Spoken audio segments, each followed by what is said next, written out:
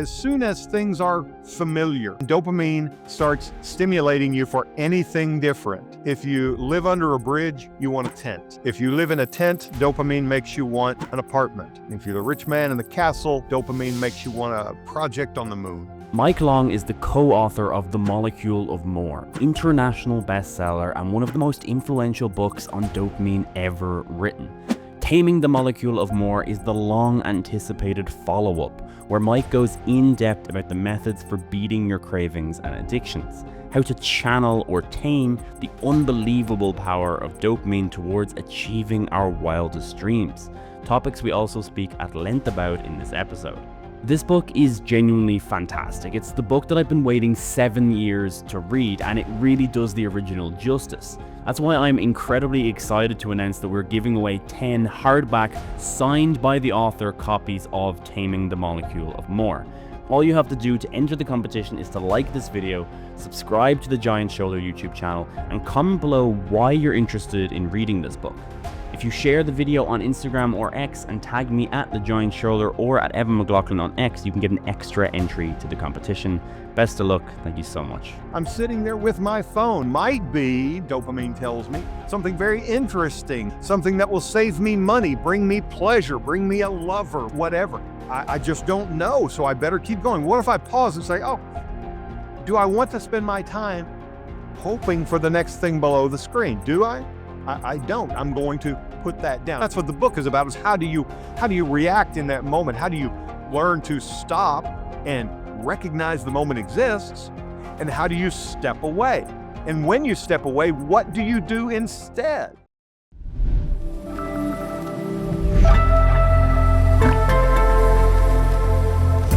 Mike Long, why do you call dopamine the molecule of more?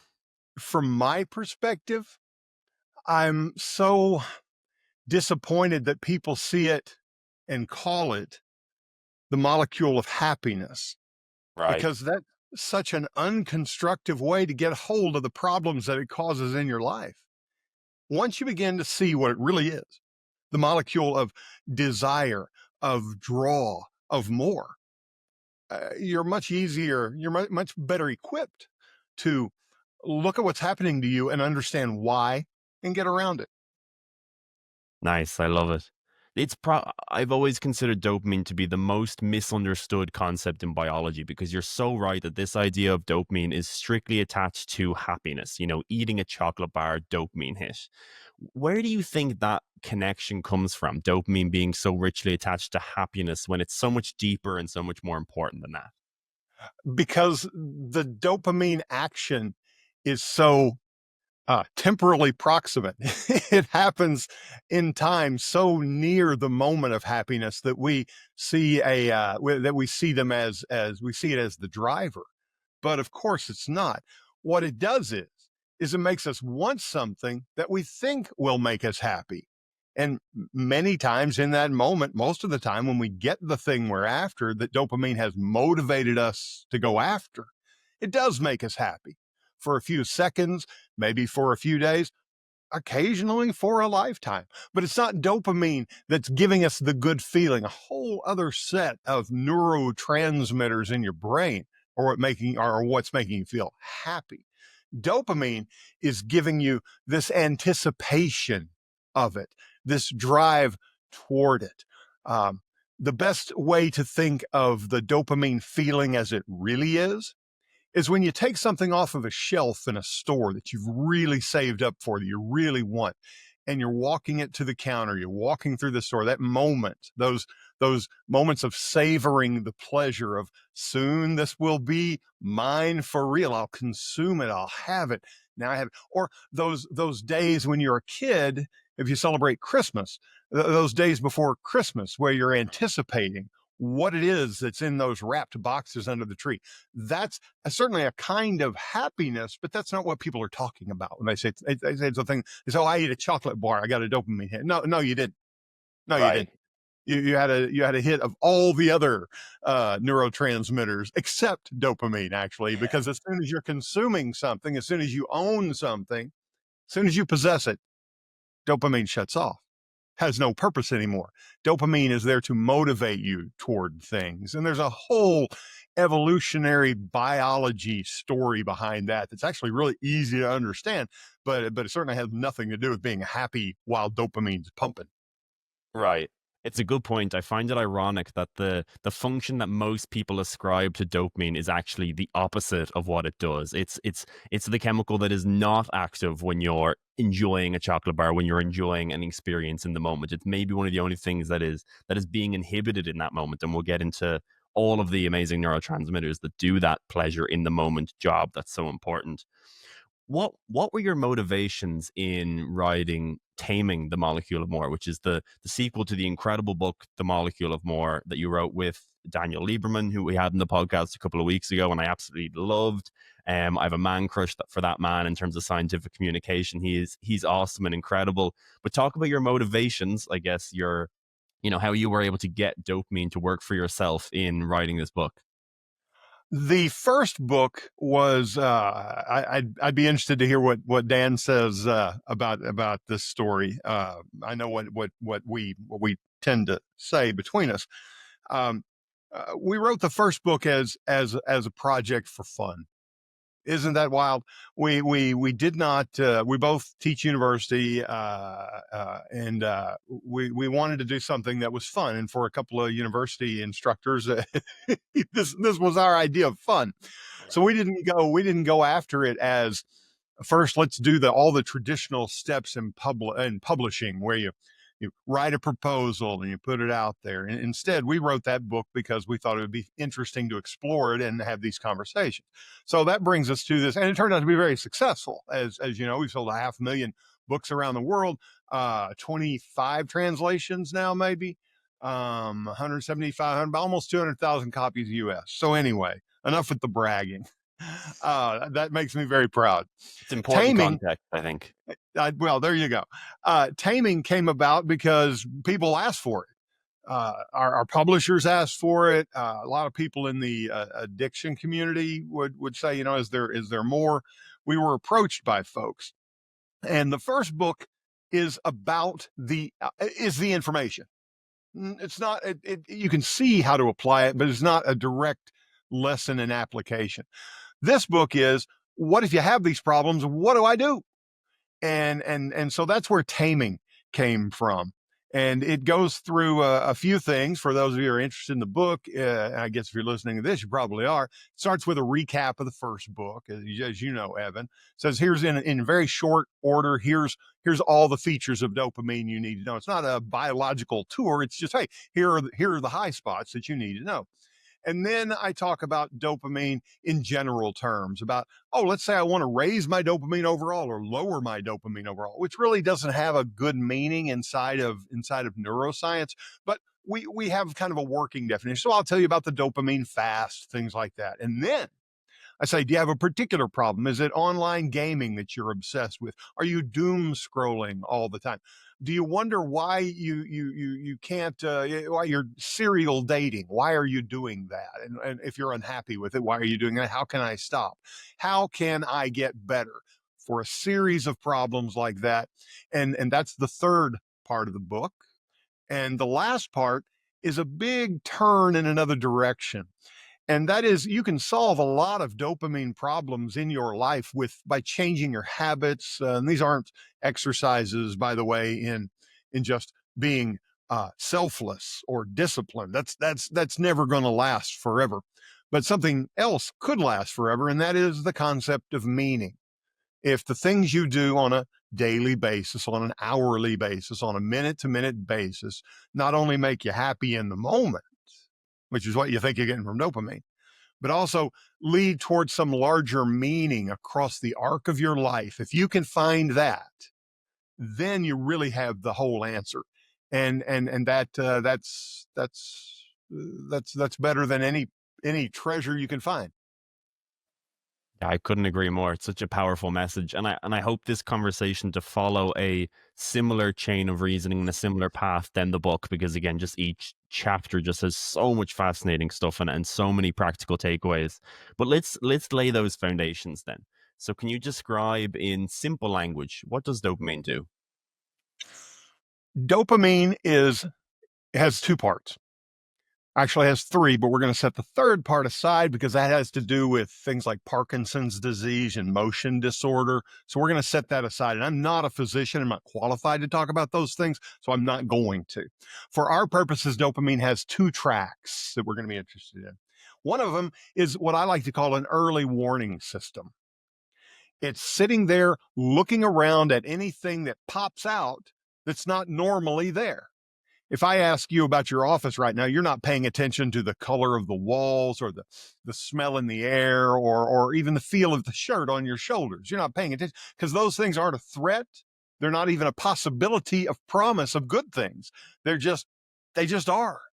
And so we need a system that tells us something new is on the horizon. We better inspect it because it may help us or it may hurt us. Agreed? So far, so good. Now, if you're a caveman, that's a really good system to have because that little rustling in the bushes could be a tiger and you better get it. Or it could be dinner. And when you're in cave times, you eat what you eat in the afternoon, what you kill in the morning. So dopamine is this early warning system that started early on in the evolution of man. And that's the part we're mostly concerned with in this book. There's a second part that allows us to figure out what to do about that warning, about how to calculate, how to imagine, how to be analytical, how to manipulate symbols. Dopamine lets us do all those things. But the problem that most of us have with dopamine is on that frontline system because it gets us excited to go find whatever new thing appears in front of us. And in caveman times, that's a great feature to have. In modern days, not so much because that rustling behind the mailbox is the mailman. And he's not going to hurt you. And that rabbit in the yard, you really don't need to eat that rabbit for dinner. And yet this system is constantly looking, even now, for anything new. And look at how we're surrounded by stimulation constantly, whether it's in the form of this phone, mostly this phone, or it's the ease of dating, the feeling inside a relationship, restaurants and bars and grocery stores on every corner. Wonderful things. I'm not saying these are bad things in the least. I'm saying that our brains and our bodies were not evolved just to deal with this kind of constant barrage of stimulation. Right. We react to everything, and that can be a problem in the modern world. Really well explained. Nicely put. I think if I was going to add one additional aspect, it's that you mentioned early cavemen, but dopamine and a nervous system is much more likely a tale that's a lot older than anything that resembled a human, right? I've spoken to evolutionary biologists on the podcast, and it looks like there's a primitive dopamine system, roughly speaking, from 700 million years ago, in terms of reinforcing things that have positive valence. Very basic and a lot more slimmed down to what we have. But that's how evolutionary old and how important dopamine is. And that's, even puts into more context the point you're making of how ill-placed it is in 2025. It's hundreds of millions of years as a system evolving and changing, which I think is just a miraculous point on its own. I think that's interesting. It didn't become we didn't have humans as we know them until maybe 100,000 years ago. So that's a big scale difference. That's 1/10. That's 1/70th of the history of dopamine. If you want to talk about a 7 million-year-old dopamine artifact, I want to stress this because I've realized as I've done so many conversations like this with you and other people, Evan, and you and I are friends offline. We've talked a little bit already about some cool things in this realm, but I am not saying in any way that dopamine is a bad system and I wish we didn't have it. And that's not it. It's something we have to have, but it's something we have to tame. How convenient that word comes up there. We need it because it propels us into the future by drawing us toward the unknown. That's a good thing, but we can't have that without also having these other distractions. And it's managing these distractions that becomes the problem for so many of us. You do think it's possible. So do you think it's possible to rewire our brains so that we can value the present moment over the potential future without reducing the long-term ambition? That's really the question for me, is I want to maintain long-term ambition, but also be as present as I possibly can when I want to be, when I'm with my family, when I'm with my friends, etc. Not only is it possible, it's necessary to better enjoy the day. And when you do it, you're going to be more successful in your ambition. It's like having a car and it's throwing off a little bit of oil, or it's running a little hot. You go, well, if I fix that, am I still going to have a fast car? You're going to have a faster car, a better car, a stronger car. This is a system that needs tuning, and it requires our attention. Not every system in the body just runs. It's not all autonomic. We can't just ignore it all and hope it goes away. This is a system that responds well to attention, but you have to know what kind of attention to pay, and that's not always obvious. Fortunately, there are a handful of things that appear over and over again in terms of taming dopamine for various problems. It's not one set of solutions for this and another set of solutions for that are entirely different. There's a lot of overlap between dating issues, long-term relationship issues, gaming issues, and so forth. What do you think are some of the areas in society and culture today where we're really overdosing on dopamine the most? Where is the issue largest, do you think? Obviously, the online world and the cell phone in particular. And I am not going to be one of those people who steps forward and says, phones are evil, get rid of your phone, all that. No, it makes life so much easier, so much better. What we are as creatures inherently lazy. I know, because I'm the king of the lazy club. Okay. I know how this feels.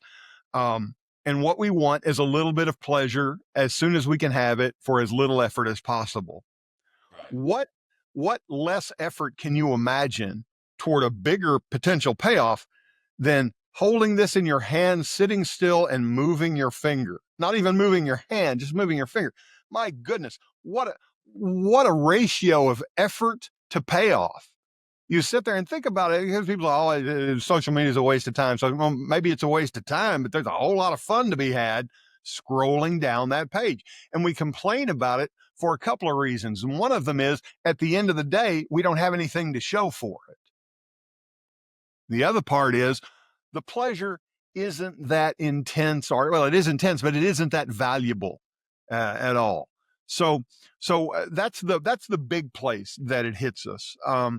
And it moves as quickly as the dopamine system itself. So I believe that's our biggest problem. Some of these other things are as intense and as unpleasant in terms of consequence, but they play out slower because they involve the direct interaction of another human being and another human being's body. What do you think are the biggest implications of this addiction that we have to our mobile phones?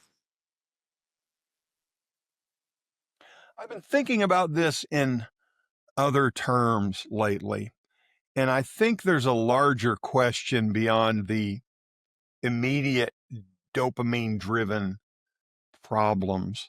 In psychiatry, there are three schools of thought, the three Viennese schools of thought, and they come down to this: that as Freud said, we need pleasure. We're motivated by the pursuit of pleasure.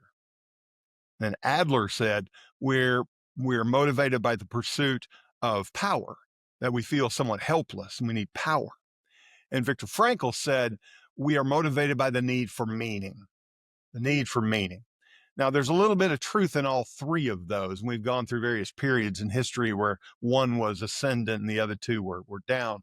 But I believe if we turn to this idea of meaning, we find something of value, because here we are in a period of time when most of our needs are met.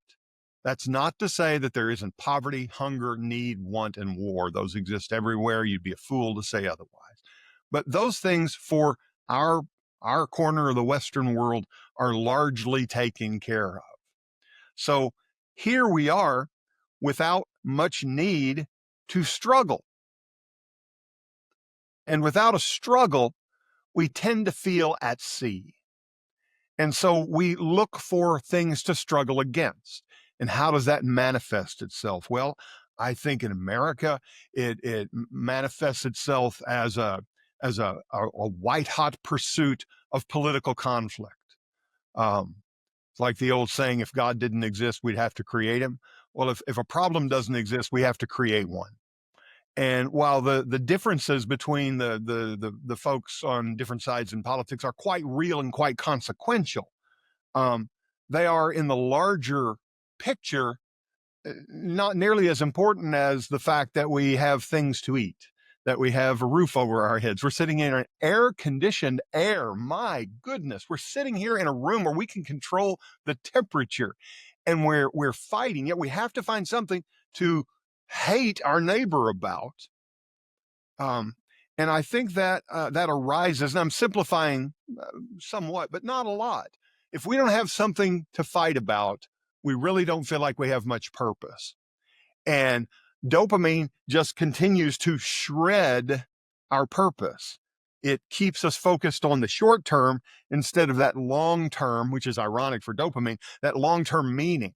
That long-term meaning. Dopamine says what's right in front of you, not what's way down the line. And when we find meaning, when we find purpose in our lives, interestingly, by pursuing the things that are in front of us that are worth our time, that advance our virtues, as Aristotle put it, then we begin to find the peace, and the calm can begin to settle in, and the war begins to recede, I think. But I don't know for sure. It's a good hypothesis anyway. I certainly back it. I wanted to give a quick reminder, if you haven't already, to subscribe to the channel, like the video, and leave a comment below of why you would like to read Taming the Molecule of More to get yourself in the competition to win a hardback signed copy. To make it even sweeter, Mike Long has agreed to come in and speak to the winners of that competition in a live book club session. It's the first we've ever done, and I'm really excited. I think it's going to be a lot of fun. So not only do you get the book, but you also get an opportunity to ask the author directly all of your burning questions. What do you think is happening in the brain of someone who is channeling dopamine for this long-term vision? Say my goal at the moment is I want to grow the Giant Shoulder as a neuroscience platform into a distribution center to increase the amount of knowledge the world knows about the brain. That's my goal. That's like my long-term goal, and that is what my primary dopamine energy channeling is going towards. If I was to spend 4 or 5 hours on TikTok every day, what, and not pursuing that gigantic big goal that I'm really passionate and energetic about, what do you think the difference is in those two versions of Evan, where you have the same molecule but it seems to be doing almost an entirely different thing? Well, it's doing the same thing. It's just which ones are you responding to? It's pulling you toward immediate action. And that's a useful thing, but you have to use, this is where the thing that matters comes in. The thing that matters is, am I responding to dopamine in order to advance something I really want deeply, and that has value. Let's see, if we let's talk about a Stephen Hayes idea of ACT therapy. Or I'm being redundant, it's just called ACT, but there's an idea in there that a lot of other people talk about as well, but it's very useful here, and it's called the observing self. Let's think about at a microscopic level what happens when we proceed through the day and something stimulates us. I'm sitting here and you say, Mike, I don't like your shirt. Okay. Well, my first reaction may be, well, what do you know about shirts? Why are you saying that? What's wrong with you? But what I can do instead, what's going on is I have the stimulation, boom, which is your remark. And then I have any time I choose in between to think about it, to reflect on it. And then I have my reaction. But for most of us, for most things, there is stimulus, reaction. And the time between shrinks to zero. Now, the answer to the dopamine problem is first to become aware that there is a possibility that time between stimulation and action is greater than zero. And if we choose to make it greater than zero, that's when we can engage what's called the observing self. That's when we step back and say, I've just been stimulated, which sounds kind of funny to say out loud. I've been stimulated. How am I going to react to it? Think about another example. I'm going down the highway. It starts to rain. It starts to rain. Now, I can either jam on the brakes because it might be slick. That'd be my first reaction. Or I can go, oh, I see it's raining. What should I do? I know I'll slow down a little bit. If it starts to rain more, I'll pull over and let the rain pass. And then I begin to do it. So it's stimulus, time, reaction. And this can be applied to anything at all. I'm sitting there with my phone and I go, oh, gee, it says click here for such and such, or I know right below the bottom of the screen, as I like to say, right below the bottom of the screen might be, dopamine tells me, something very interesting. Might be, dopamine tells me, something that will save me money, bring me pleasure, bring me a lover, bring me a companion, bring me wealth, whatever. I just don't know. So I better keep going. What if I pause and say, oh, do I want to spend my time hoping for the next thing below the screen? Do I? I don't. I'm going to put that down. That's a very simple explanation. And the problem, of course, is it's hard to put it down. And that's what the book is about, is how do you react in that moment? How do you learn to stop and recognize the moment exists? And how do you step away? And when you step away, what do you do instead? These are the things that you have to think about in advance, because simply saying, do what Mike said or do what Evan said and have a great deal of discipline to do it, that's never going to work. Not for long. But there are things we can do, and they include things like planning for that moment. So when you say, okay, I'm not going to do this, you can say, instead, I'll do this. You say, why am I going to do it? It's because I've thought about what are the larger goals. You want to build a platform for people to be able to come and learn about neuroscience. You can say, do I want to sit here and look at this funny meme, or do I want the value? Just a few seconds of working on my greater project is going to bring me greater joy down the road. We have such an opportunity to really plan our lives for not just success, but for satisfaction, for meaning. And that requires thinking before it happens. Right. I love this. Really, really well said. I think the more I learn about neuroscience and the more I learn about the brain in general, I give so much more credence to this idea of like how important self-reflection is, how Yeah. important your belief systems are, how important are the things that you hold about yourself to be true. I used to think that was a bit wishy-washy, you know, like how could that make a difference? But the things that you say, tell yourself, the things that you believe in, and the things that you act out every day are encoded on deep neurological circuit levels. You can you can see those things happen. It's not just a very wishy-washy idea. It's not um you know, it's as ingrained biological as possible, and has real impacts on how your whole physiology works. You know, all of your there isn't a part of your physiology that isn't linked into your belief, what you find meaning in, and all of those things. It's a lot more holistic than I would have given credit to in the past. Let me show you a good example of that, Evan. You can see behind me there that you can probably see a dozen little pieces behind me. And I'm going to do something. I'm going to spin my camera around. See how far that goes? You have a large wall full of frames, Bunch. pictures, articles, books, Yeah, it goes on and posters. on like that. I could show you the other wall I'm looking at right now. And the reason I show you that is what you just said is so true. Everything around you, everything in you can push you toward the thing you want, or ignore the thing you want, or draw you away. And these things are up here for a purpose. These are things that make me happy. And that's all they do. They make me happy. They remind me of what's possible. They show me the things I've done. They remind me of what other people have done. Like this is just very quickly. This is a letter written by the author John Irving. It has a little ironic twist to it. This is from when I won the LaBute Theater Festival 2 years in a row. This is Bob Dylan's autograph. This is Neil LaBute. This is Don Knotts over here, Jerry Seinfeld, something I wrote for him, David Letterman, over and over, on and on it goes down both walls of things that when I see them, I think, I did that, or I could do that too, or isn't it wonderful that those people even exist? And Right. I'm not some Pollyannish guy, just the opposite. I'm a pretty negative person, but these things help me be something better. Incredibly powerful. I love it. It's interesting that you don't talk about in the book about cold water or or heat exposure, because I think if you were to just ask a random person on the street what is the number one way that you can boost dopamine, cold water is probably one of the ones that will go to their mind very quickly, because this whole cold plunging, increasing dopamine and increasing motivation has just been such a hot trend in the last sort of 3 or 4 years. I think primarily due to some poor scientific communication on the behalf of some very big creators who have kind of spread a narrative that I don't really believe the evidence really states. But what have you learned looking into cold water plunging and dopamine and motivation? And is there really some good science there?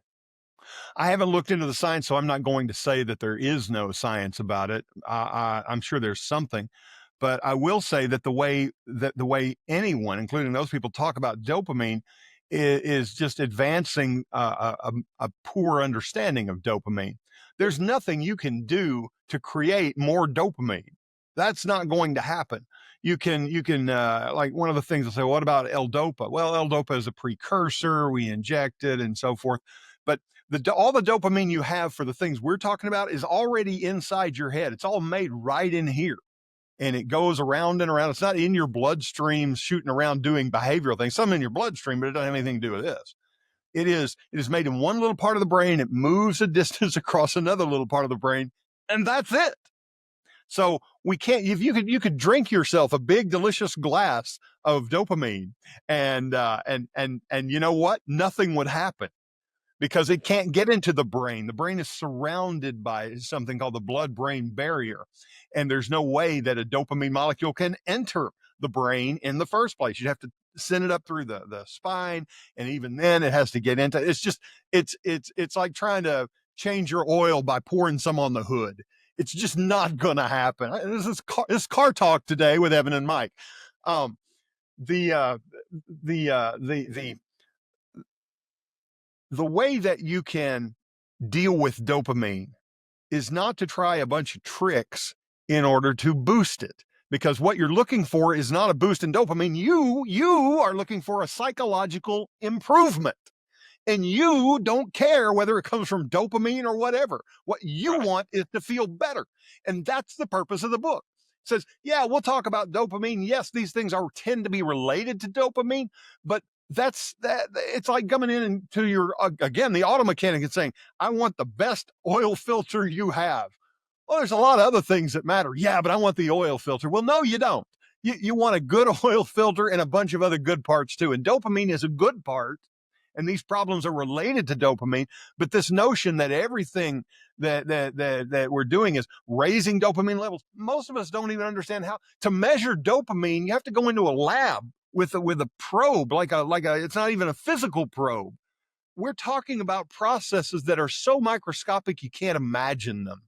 So let us understand at a philosophical level the effect of dopamine, but let us live in a real way, which is to say, what can I do with my arms and legs and my mouth and my attention? What can I do to have a more fulfilling life? I love it. Really well said. I think it's the same stimulus, the shortening of the stimulus response effect that is leading people to want these quick fixes, right? Oh, Like yeah. go get a cold shower and boost dopamine is a simple heuristic. It's a simple mental model that people can engage in that is way easier than figuring out your life purpose and meaning, right? Which I think I want it. I want something quick. I we wish, all I do. so wish there was an answer that was just a pill, but Yeah. there's not. However, there are things if you're willing to try, but these other things are going to disappoint you. They're just going to disappoint you. There's a reason that if cold water would do it, and maybe it does, but if cold water will do it, we have just entered 1,000-year reign of the cold water cure. I have a feeling that's not where we're headed. Yeah. The thing that frustrates me at the moment is how many creators, neuroscience PhDs, are making money on these courses that promise to boost dopamine. First off, again, the point you make is very valid, that I don't know how they're measuring it. So I don't know how, if you buy an online course about how to boost dopamine, how exactly you're going to verify you've achieved those results, because I've seen them. Seen courses say boost dopamine by 40%, and I'm like, I mean, that doesn't even mean anything. That could give you a gambling addiction. That could give you a sex addiction. It's like that could make you schizophrenic. Like you You might, don't want, you don't want 40% more. yeah. Trust It's me, like you don't. it's crazy. But this sort of misinformation is so far out there. That's why it's so important to speak to genuine dopamine experts like yourself, and why your book is so important, because god damn, is there just so much misinformation around dopamine. Right. Like, I just have to say, and it's not because people are bad. It's because this is hard to talk about, and these are shortcuts to talk about a boost of dopamine. Well, what we're talking about is a change in behavior, yeah, a change in feeling. And if you want to quantify that by saying 40% dopamine, you're just misleading people. Like yeah, when we say it's a shorthand, we use shorthand in the first book for a few things. But I want to talk about depression for just a second. And people say, I'm going to take an SSR, I'm going to boost my serotonin. No, you're not going to boost your serotonin. Exactly what you're going to do is you're going to cause the serotonin you already have to stick around longer in the receptor, and that's going to help you in a process that's far more complicated than I understand, and that we don't entirely understand. We're yeah. not boosting anything. We're causing the effect to increase. And that's a critical difference because that leads us, words mean things. And that leads us to chase things like, oh, how can I get more dopamine into my life? You can't. Okay. You can't. But what you can do is you can do things that will leverage the way dopamine behaves, and you can feel better. That's the message. People ask me all the time, why do you do this? So people can feel better. I know what it is to feel bad. You can feel better.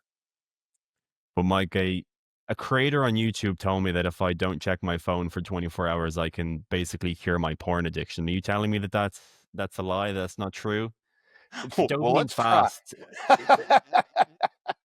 I think one of the biggest examples of what we were talking about with dopamine misinformation is dopamine detoxing, where suddenly every creator was making a video about their 24-hour, 48-hour, 72-hour, whatever it was. It was never a very long time, of not checking their phone, of not gambling online, eating lots of sugary foods, watching porn, any of the, very immediate dopamine triggers that sort of plague society today. And they took it as a complete curing of all of their addictions and cravings if they could hold off doing one thing for, again, usually a very short amount of time, pretty inconsequential amount of time. But you have a chapter in your book about dopamine fasting. What's the right way? What do people get wrong about dopamine fasting? What's the right way to think about it? Well, first, wouldn't it be wonderful? It would be wonderful if 24 hours away from your phone cured these problems. That would be wonderful. But we know just from saying it out loud, it's not going to fix all your problems, because if it were, we'd all do it. Yeah. We'd all do it. And people who say this mean well for the most part. And I'm glad for them to try. Well, it's better to approach this by understanding what we're really seeking biologically. The body seeks homeostasis. You know what that means. For the listeners who don't, what we're talking about is the body seeks a standard. It seeks a level that's fairly easy to maintain. And if anything gets out of line, like think about this. If I stand up and hop up and down for 2 minutes, my heart rate's going to go up. And when I sit down, my heart rate will return to normal. That's a kind of homeostasis. Okay. So now if every day I go and I run around the block for a half hour, and my heart rate begins to lower a little bit, I get better and better at exerting myself. What happens is if we try to do a dopamine fast, what we're trying to do is lower the level at which stimulation causes us a problem. Think about, let's see, I don't want to be too graphic, but one of the things we know is that if you look at pornography every day, over time, you will seek more and more perverse pornography, because it takes more and more stimulation, more and more unusual surprise. Get it? you've raised that level of dopamine it takes to get any kind of stimulation. That's what we're trying to do. Or that's what happens is we were exposed and exposed. Like you love ice cream, but if you eat ice cream every day, you're not gonna be crazy about ice cream. Your normal levels have been raised higher to take even greater stimulation. Um, Miley Cyrus, who endorsed the first book, actually. Miley Cyrus said she got to the point in her concerts where she didn't much care about performing, standing in front of 1 million people or whatever it was, 500,000 people, 500,000, whatever it was. She said it didn't Yeah. much matter to me. I'd done it. I'd done it already. I'd That's a done it. She nuts was, example of dopamine habituation, actually. If you yeah, can't get there a you go. central nervous system kick from singing in front of 500,000 people, like your life must be goddamn terrible. Like that's really hard to get any sense of enjoyment, right? So that's what we're trying to do, as you well know, with the dopamine fast, is we're trying to create. I'm glad you used that word habituation that I was reaching for right there. We're reaching for this habituation. 24 hours of it is not going to fix it, but there are things we can, and to hope to even maintain that with these uh, silly little things like I'm not going to eat sugary foods or whatever, or I'm going to sit in the dark, or I'm not going to shake hands, or all these things. That points your mind elsewhere. The thing to do, in my opinion, is to figure out what it is that you can do on a moment to moment basis that contributes to your long term meaning and happiness, and do those things. Another thing you can do is make a list of alternative things that you can do when you are distracted by wasteful things. Instead of spending 10 minutes on the phone, what if you spent 10 minutes reading a book that you wanted to read? What if you just, if you wanted to spend 15 minutes on the phone, what if you said, I'm just going to spend 10? One more thing that's useful here is the power of just doing a little bit every day, because that keeps you focused on the possibility down the road of having this perfect record. Um, if I were to show you my calendar here on this screen, it doesn't say work on new book today. It says spend 10 minutes on this. Spend 10 minutes on that. Now I'll probably spend more than 10 minutes, but if I spend at least those 10 minutes on it, I will have made progress. And at the end of the week, I will have spent at least an hour plus on that. And I will have worked towards something that matters to me. Our Yeah, usual reaction is to say, 10 minutes, what difference is that going to make? And exactly. we play with the phone, but I know that 10 minutes I can't get back. I'll put it to use towards something that matters, and it'll add up. At the end of the month, I've spent 5, 6, 7, 8, 9, 10 hours in it. I've studied French every day for 9 years. How's your French? 9 years. Je parle un peu, mais pas beaucoup. But that's not from sitting hours and hours studying French. That's a few minutes a day. No, I think people have a huge difficulty with lowering themselves to the goal. How embarrassing it even is to put 10 minutes learning. Like I live in Barcelona and my Spanish is rubbish. And if I did 10 minutes a day, it would be better than it is today. But I struggle with someone who is a relative high achiever and other things to put 10 minutes of Spanish into my calendar. And I know how much of a weakness that is. If I could just lower myself to the goal and remove the ego from it, I'd be further along than I am now. And I think there's an example of that for absolutely everyone. My piano, my keyboard also sits above me and plagues my existence every time I don't take it down and play it for 10 minutes, because how could I be such a weak human that I can't put 10 minutes? It feels more embarrassing to put that in the calendar than to just let it collect dust in the corner. It's just a stupid I have thing a about guitar human. that'll tell the same story. Right. Exactly. People really struggle with it.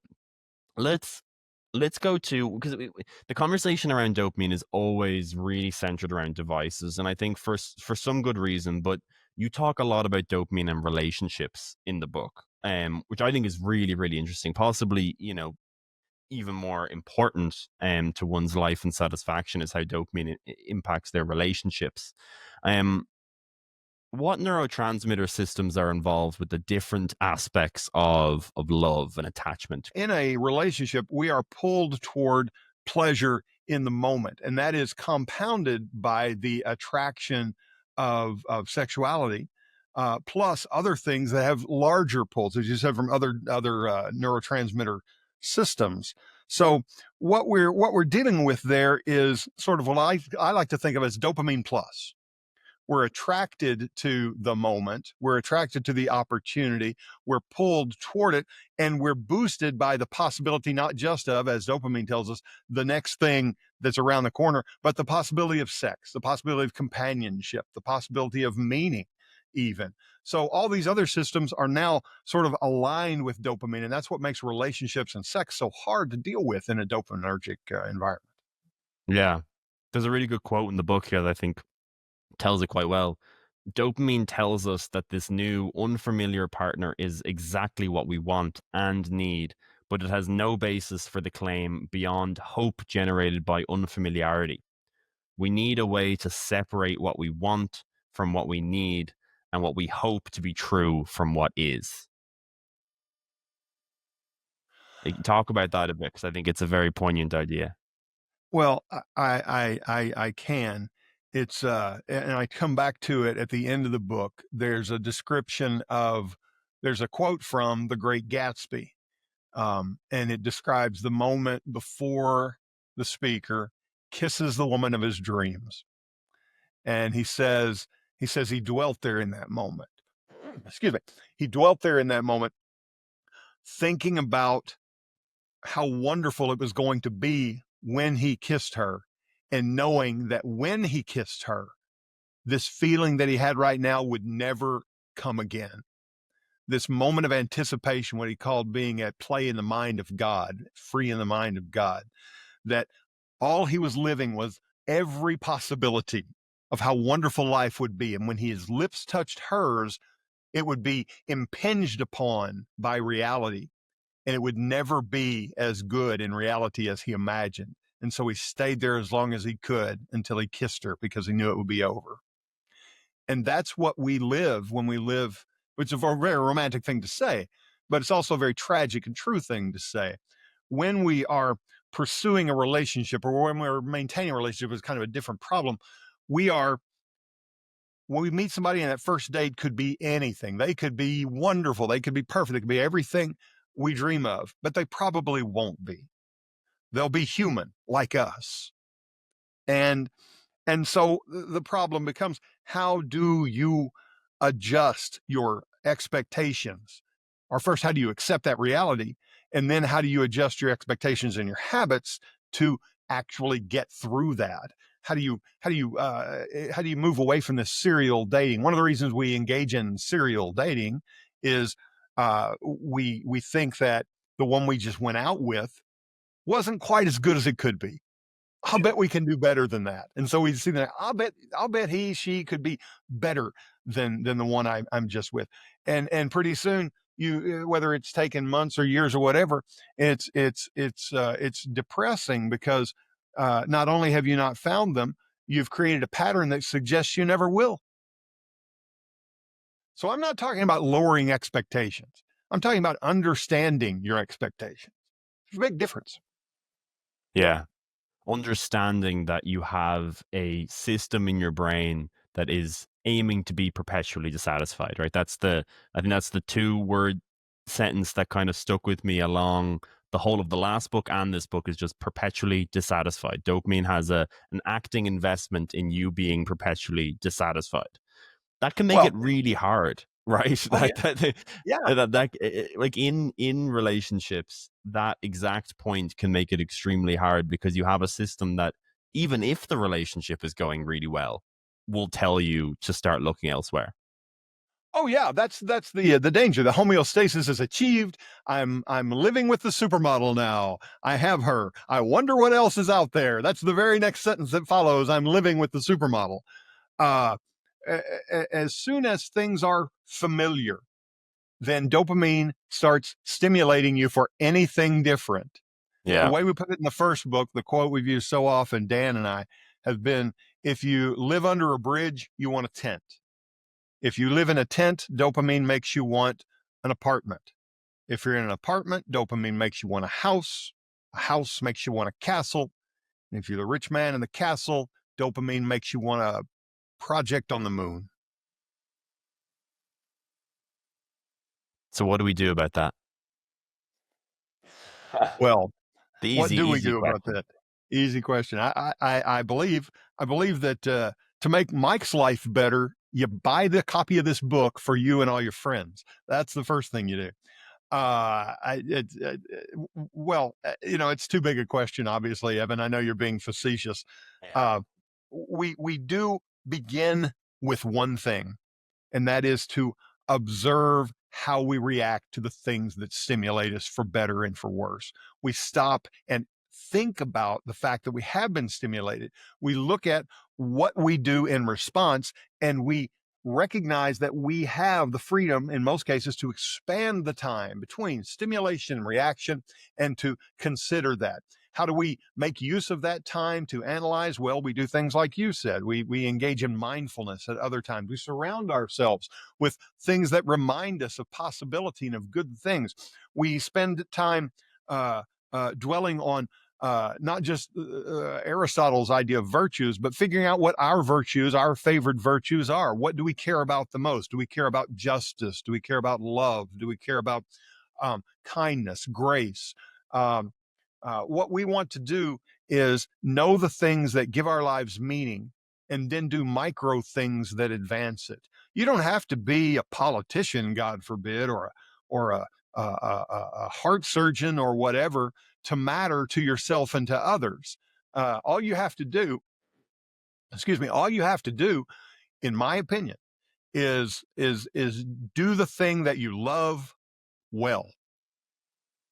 If you do the thing that you love well, you're helping yourself, you're advancing meaning because you're helping other people, and you're finding purpose in your moments and in your entire life. Think about when you're a kid and you're going through the line at the lunch table. Do you want the sad lunch lady, or do you want the lunch lady who goes, "Hey, Evan, good to see you. I know you like potatoes. Here we have potatoes today." That little bit of happiness is good. A guy who's a great plumber is making a difference in the world because he's doing some, and to himself, because he's doing something he loves and he's good at it and it helps other people. That's the three things. Are you good at it? Are you enjoying it? And does it help other people? Which is a shorthand for virtue. Um, and it doesn't matter, no matter how meaningless you think your job is, if you're doing those three things, it has meaning. And so do Right. you. Yeah. I love it. I think my example for this in my own life is I've recently gone into triathlon. And that is a difficult thing that I have to show up to basically every day. But I feel like any day that I get my exercise session in the morning, it safeguards me against all of those addictive cravings that come later on. Good. Like if I run my 10 kilometers in the morning and then it gets to later in the day and that's the time when I might be sluggish off, I might be like going on social media, having that thing to point to that I ran in the morning and that is aligned with my identity and my belief and my meaning about where I want to go in my life, which is I want to compete in triathlon and motivate others to move their body through space. It's a huge passion of mine, as I think we have an exercise epidemic at the moment, and me I am doing that is hopefully pushing a few people to do it as well. Having all of that unified together really helps me in those craving moments. Reach for my phone, go on X, go on the habitual cycle of just going on social media. you know Food is less of an issue for me because triathletes can eat whatever they want. So binge eating isn't an issue for me. I'll do that and have no shame or any negative consequences. But the big thing is like social media, really. Having that just really safeguards against those craving moments. I think that's so powerful. I think that's kind of the overarching theme of the book. I think that's quite fair. I think that's quite fair. If we can find things uh, to draw our passion and attention that also matter in the long run, we've gone a long way towards solving any individual dopamine driven problem. Yes. Yeah, I agree with that. What what do you think dating apps are doing to our dopamine system? They are they are a catalyst for the problem we've already talked about. Uh, it used to be that I'm an old man, and I've been married a long time, and so the dating apps have all been secondhand experience for me because I have two daughters, and I have one daughter in particular who uses a dating app a lot, and so I've gotten to see it through her eyes. She's very educated, very aware. just did her PhD, in fact. Uh, and I've seen my daughter go through this, and I guess I don't want to betray uh, confidence. I want to talk about my daughter, but I will say this: that I think what I see is it's a lot faster cycling through when you're using an app, which is different from when I was a young person, when you'd meet somebody at church or at school or at work or out in the evening somewhere at some club or whatever. um, that wasn't something you could do while you were sitting on the commode swiping on the app. So what the dating apps have done is speed up the rate at which one reaches the point of, you know what, none of this matters. And that's a bad thing, but it's not the worst. It's not the worst thing in the world. I don't think dating apps are the problem. I think the problem again is the notion of what lies at the end of the rainbow, and the dating app is for some people just an express way to get there. Yeah. They can be quite addictive. I've had some experiences with dating apps, and they are addictive for that very reason, that on every swipe, your dopamine system can start, creating these fantasies almost immediately of anyone that you see across the screen. And you're just getting so many of those. I was wondering while I was doing it, what effects this is going to have to, you're basically just slot machining your future partner. I am, when I met my current girlfriend, I'm incredibly, incredibly happy with, and I live with, and I think we'll get married. And I met her on a dating app. So from that side, I think that they can be very positive in that, you get more exposure to women, and you get to understand exposure to men or women, and you get to understand what you like and what you don't like. But there is the whole other side of people that are just chronically swiping and are addicted to swiping and addicted to going on dates, and they never ever settle down. So it's always hard to weigh up these things as either positive or negative. It's always both.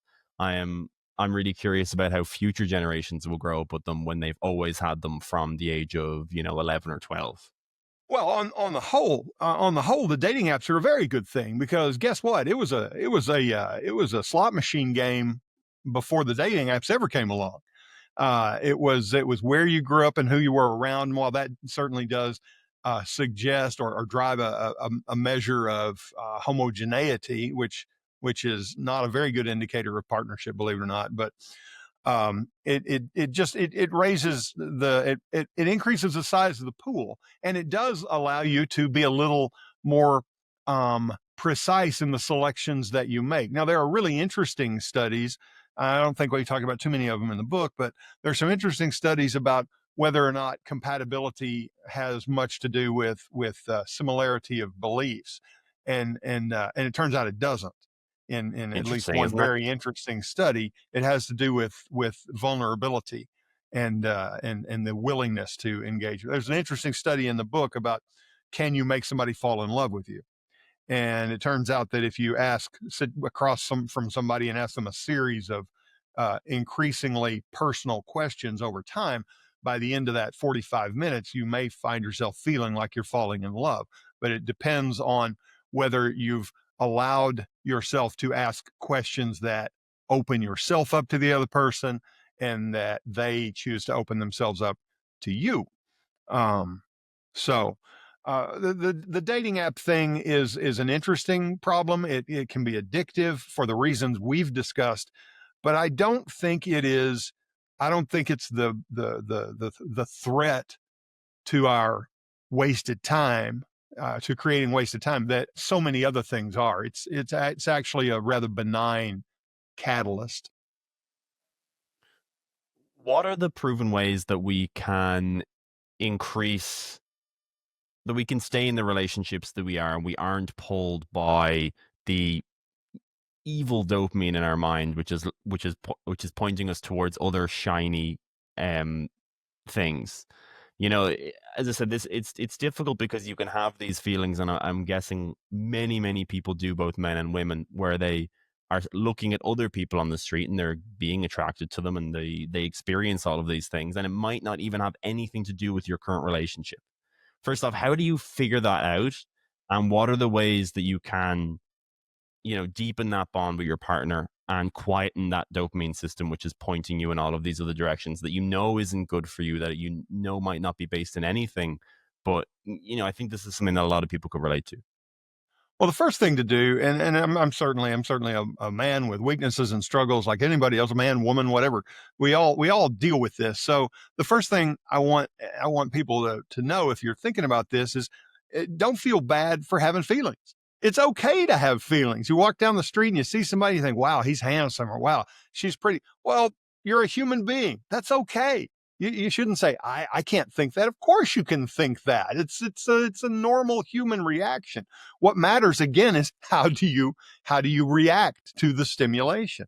And Yeah. that's where your question comes in. What can we do to deal with that? Well, the first thing we can do is allow the feelings to come over us.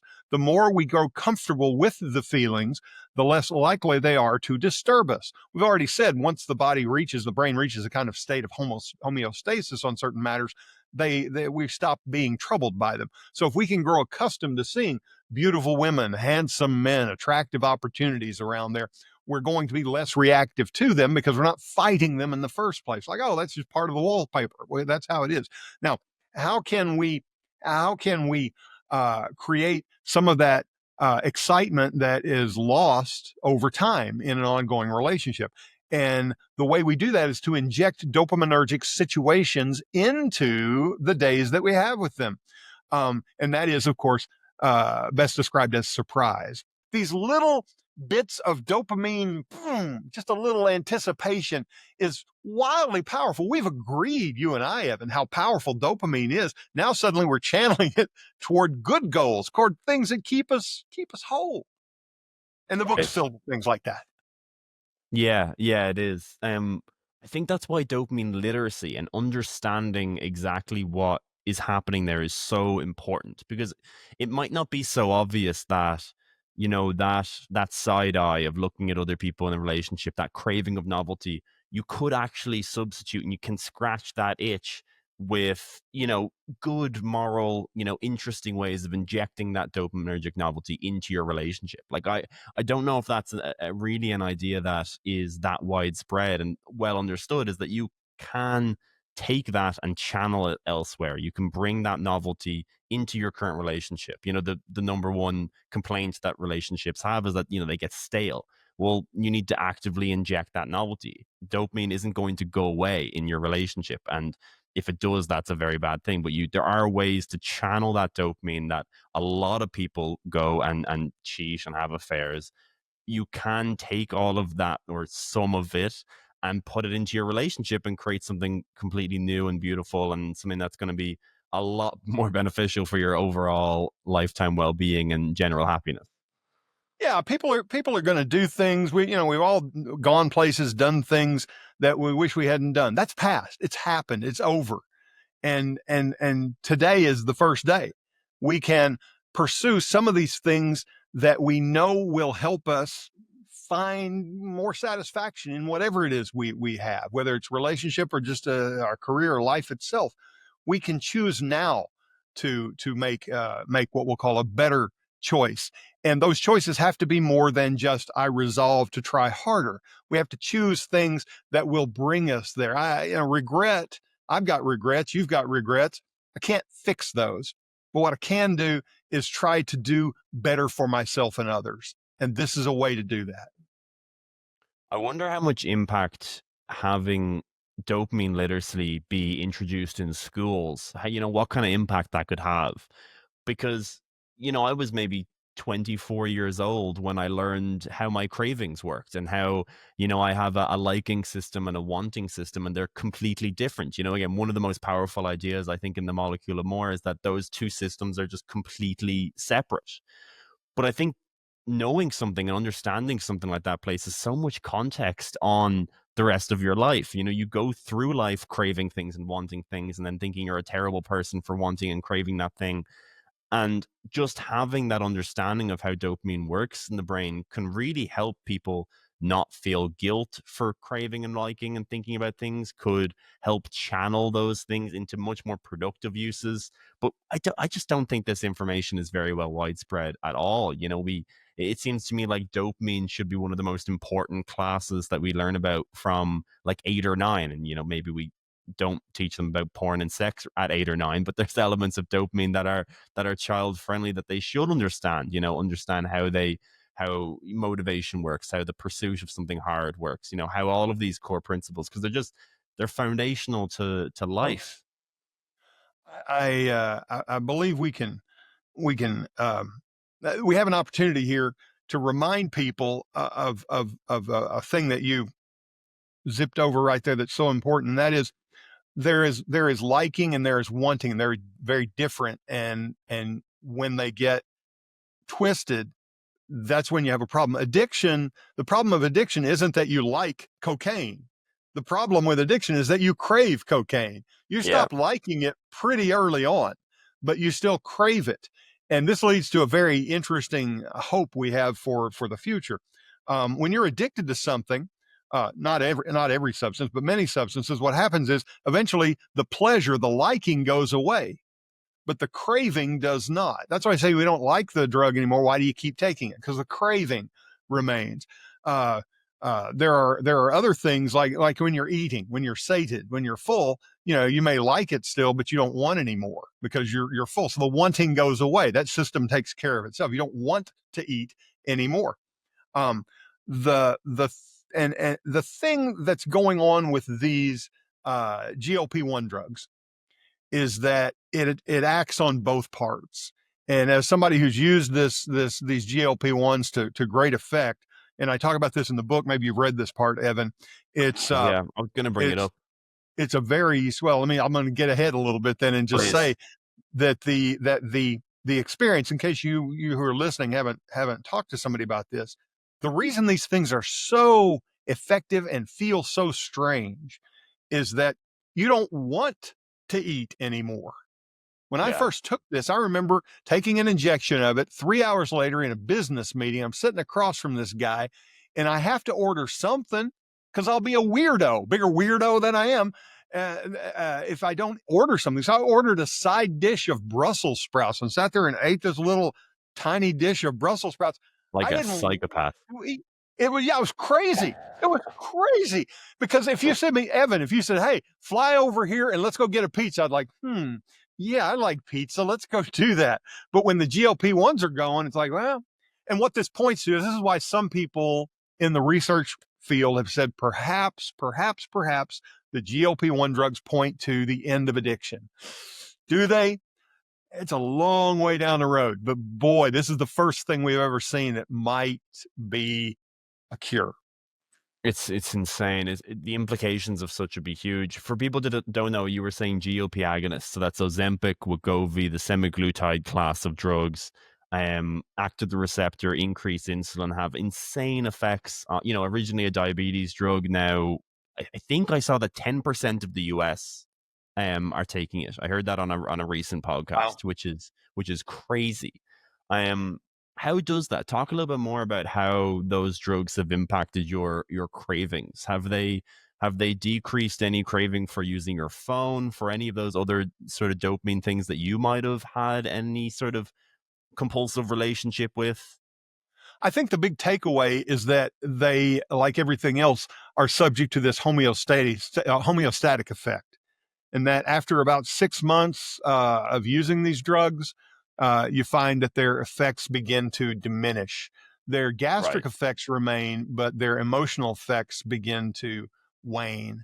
I was able to lose about 17% of my body weight, and Okay. I've used the drug to maintain ever since. But I still have more weight to lose, but I'm using the drug to maintain.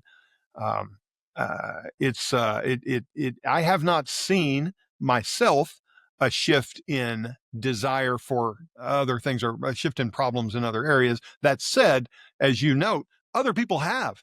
Yeah. And they've been very specific things like tearing at skin, Yeah. compulsive skin picking like that, which is what leads us to this notion that perhaps there is an addiction cure in there, or at least an addiction treatment of some kind. If you could turn off the wanting, the addiction problem would be solved. Turning off the wanting, the liking isn't the problem. That goes Yeah. away on its own. The wanting is the problem. Yeah. I was watching a brilliant podcast with Naval Ravikant. I'm not sure if you're familiar, but he said a great quote which I really like, which is deciding you don't want something or not wanting something is as powerful as having it. Which I thought which was great. Just deciding that you don't want it is as powerful as having the thing. Yeah, Smart guy. That's good. Y- Yeah, probably one of the wisest people I've ever heard. If you haven't listened to him on Modern Wisdom, I would highly recommend it with Chris Williamson. He's a fountain of knowledge and wisdom. I am, but it's so true, and I think it's a huge learning that liking and wanting system. You know, I think of it like a sleazy car salesman who all he cares about is trying to sell you the car, right? He's trying to earn his 10% commission. But once that car is sold, he does not care if you enjoy it whatsoever. So it is a complete attachment, and he will tell you all of the lies and fantasies of how good it's going to feel in that car, and all the women you're going to attract in that car, and the status that you're going to have in that car, and it will paint all of those pictures as provocatively and as enticing as possible, and makes it just completely tantalizing. And as soon as that thing is bought, that you have the car, it's sold the car, that salesman, he does not give 1% bandwidth to if you like that car, and that is dopamine.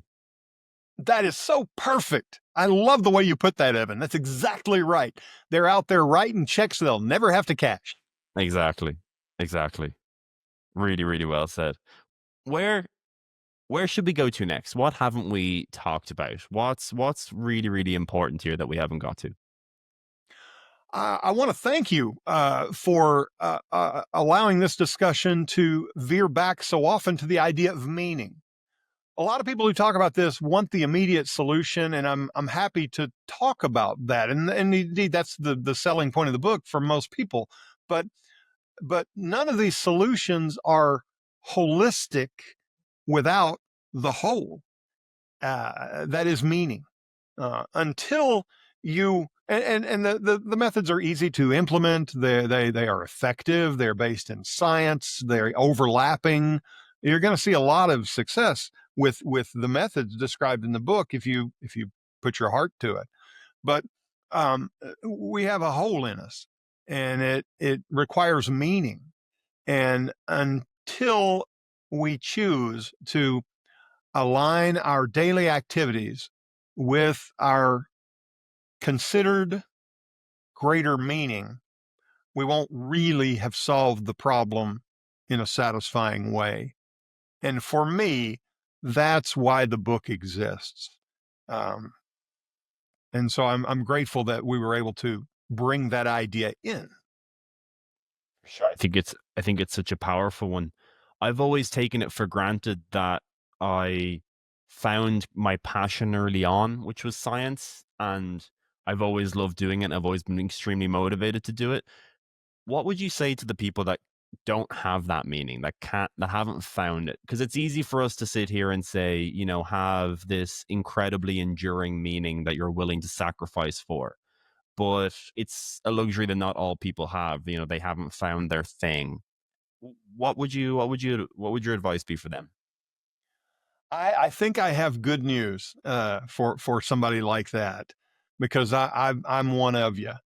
Um, if you're doing things that you enjoy and that you're good at, and that if you're making a living, you're probably benefiting somebody. And when I say benefiting somebody, I'm talking about changing a tire. I'm not saying philosophically grand effects. I'm saying the guy who delivers my mail is a hell of a guy.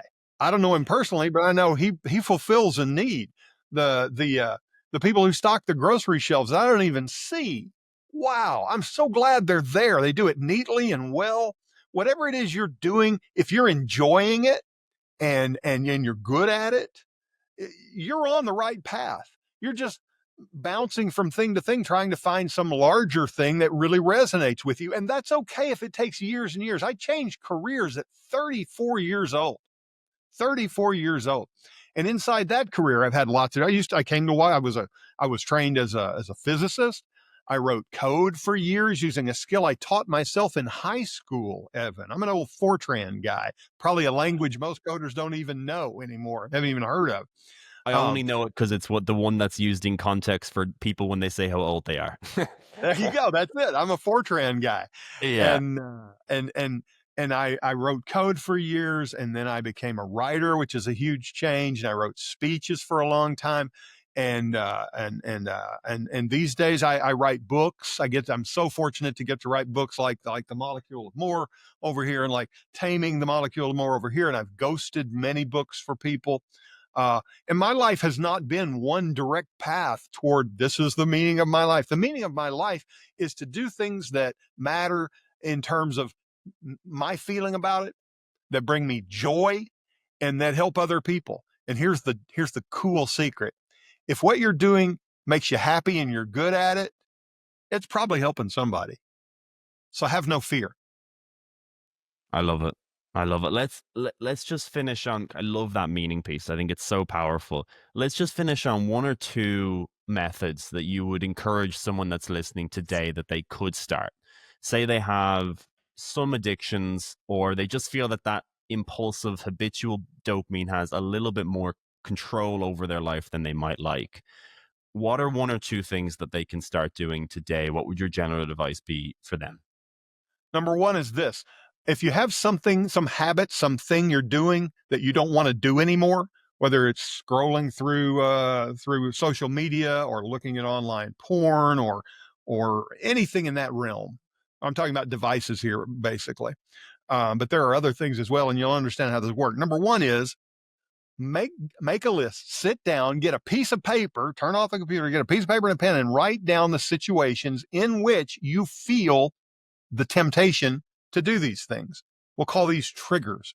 Write down a list of trigger situations and have that list right there. Stick it on your refrigerator, stick it in your cube, put it in your pocket, and be on the lookout for those things. So when they happen, you can remove yourself more often. Okay, that's number one. Number two is make a list of other things you can do. It might be read some pages from a book. It might be go to another website. That's not the best answer, but that's a pretty good answer. It might be take a walk outside. It might be pet the dog. It might be go to the next cube and talk to your friend. It might be call somebody and talk to them. But make a list. Don't just say, I'll think of something. Make this easy on yourself. Make a list. Call Evan. Evan will talk to me. Pet my dog, Mark Watney. Mark Watney likes to be petted. Go throw the ball with Mark Watney. Make a list of these things. And here's number three. You're not going to get this right every time, and that's okay. You're going to get it right a little bit, maybe not at all at first, and that's fine. Don't let perfect be the enemy of the good enough. Just try. If you're trying, you're ahead of 90% of the people in the world. All you got to do is try. It will get easier. It will get better. Take it from someone who's had those very words spoken back to him at a low point. It will get better. All you have to do is try a little bit and prepare. You'll be okay. I love it. Thank you so much for watching. If you haven't seen my first episode with Daniel Lieberman, then I really couldn't recommend it more. Reminder again to enter the competition. If you hadn't, you just need to subscribe, like the video, and comment down below why you would like to read Taming the Molecule of More. Thank you so much. I'm incredibly excited for this live session with Mike. Thank you again.